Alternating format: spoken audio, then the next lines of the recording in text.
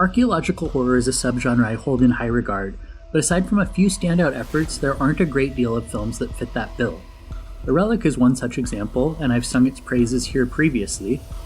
This week, I'm pleased to now be championing another overlooked effort that squarely fits under the heading of archaeological horror.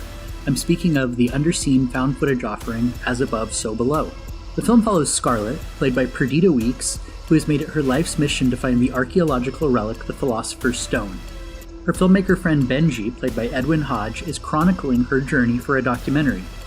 Also along for the ride is Scarlett's scholarly friend George, played by Ben Feldman. George speaks multiple languages and possesses a vast knowledge of ancient history. The three eventually come to believe that the stone is located within the Paris Catacombs. From there, the trio team up with a group of Parisians to uncover the historic relic. But when they reach the mass burial site, Scarlett and company soon come to realize that some things are not meant to be found. As Above, So Below does have a fan base. Hell, it even scored a nationwide theatrical release in 2014. But in spite of that, the flick didn't perform exceptionally well at the box office, bringing in a meager $21 million domestically. I suspect As Above, So Below underperformed due to found footage fatigue. By 2014, mainstream moviegoers and even a vocal majority of horror fans seem to be tiring of the POV technique.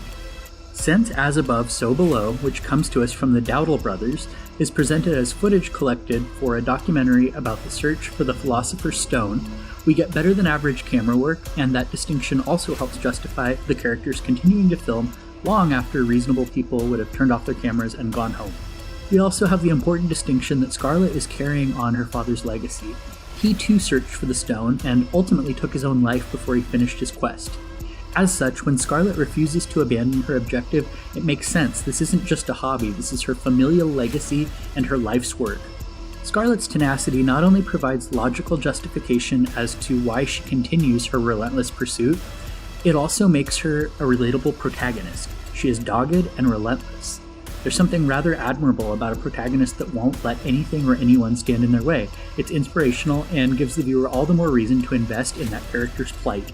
The brothers Dowdle do a phenomenal job of establishing atmosphere and a palpable sense of tension. As Scarlett comes to dead ends and receives ominous warnings, she continues to push forward. As a viewer, it becomes quite obvious she and her crew are about to find out why some things are best left alone. The filmmakers make the most of the tension created as a result of Scarlett's dogged determination. When the universe appears to be telling her and her friends to stay away, and she refuses, that establishes a sense of foreboding.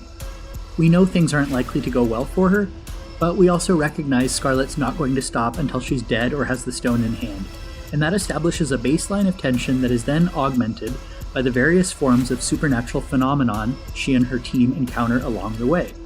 Claustrophobic camera angles combined with the eerie backdrop of the largest mass burial site in history make for an intense experience. As matters progress, it starts to feel like the walls are closing in on the characters.